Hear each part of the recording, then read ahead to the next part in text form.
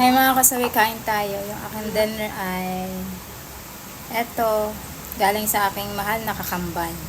Kay Pusong Wagi. So ngayon yung dinner natin.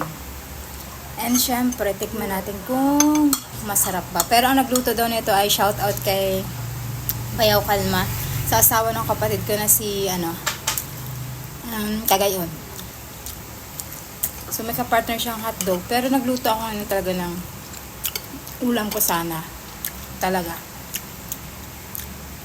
Papakita ko sa inyo kung ano yung niluto ko na ulam sana. Nauulamin ko. Eto, o diba, ubos na. Ano to, tortang wala nyo, kamatis na may secret ingredients. Kaya super sarap. Kaya, diba, ubos na. Ang dami nito kanina. Pero eto lang natira. Ibig sabihin, nagustuhan nila yung luto ko kasi masarap. Charot lang. Masarap naman talaga, sabi niya. Tsaka nagustuhan ng mama ko. Kaya ito yung natira sa akin. Sayang hindi ko na video kasi bibideo ko sana. Na para katunayan na ako yung nagluto talaga nito. Ito mga kasawit, tortang kamatis na may itlog, na may paminta, with magic sarap. So yun, kaya masarap. Kasi may magic sarap. So, ayun mga kasawit.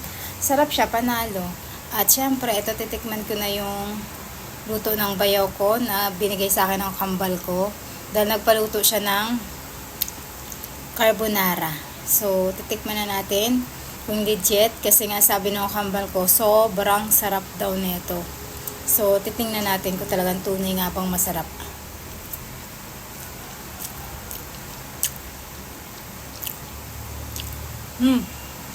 Legit. Masarap. Hindi na nan...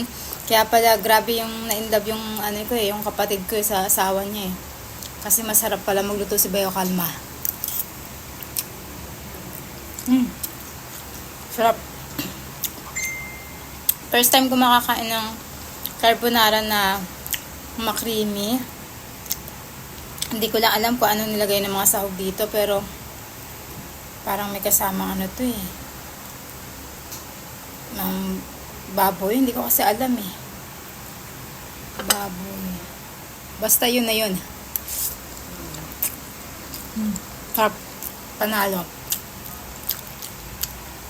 Dapat magra-rice ako ngayon kasi dahil cheat day ko naman yung araw. Kada Monday kasi yung cheat day ko Monday. So, kaya hinayaan ko yung sarili ko na kumain ng marami. Kasi cheat day ko naman yun. Kasi pagdating ng Tuesday hanggang Sunday, hindi ako masyadong nagkakain. Kumakain unti-unti lang, prutas, ganyan. Pero, kapag Monday, yun talaga pinaka-cheat day ko. Kumakain talaga ako ng bonggang-bongga. Para lang na maanan ko. Kasi nga, syempre, diba, nagbabawas ako ng weight. Update ko lang pala yung sa weight ko. Hindi ko na kasi na-update. From 65, naging 50 na po ako ngayon. So, ang nabawas po sa akin ay almost 15 kilos po ang nabawas sa akin. Kung hindi ako nagkakamali 15 kilos. Kasi 65 down to 50, di ba tama? So, 15 kilos yung nabawas sa akin. Sarap. At syempre, tikman ko yung aking niluto. Sarap. Makrimi siya, oh. Ayan, oh. Sarap niya. Panalo. Masarap sana ito sa rice, no? Kaso nga, ayoko mag-rice, kaya papakin ko na lang. Pero alam mo ba, may isa pa akong sikretong ingredients dito. Kaya kung bakit ganito kasarap yung niluto ko.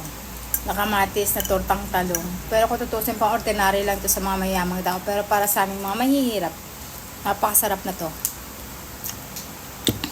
Pero nilagay ako dyan ng secret ingredients na next time, pag nagluto ako, i-ano ko sa inyo. I-reveal ko sa inyo para malaman nyo. So, ayan, kain po tayo.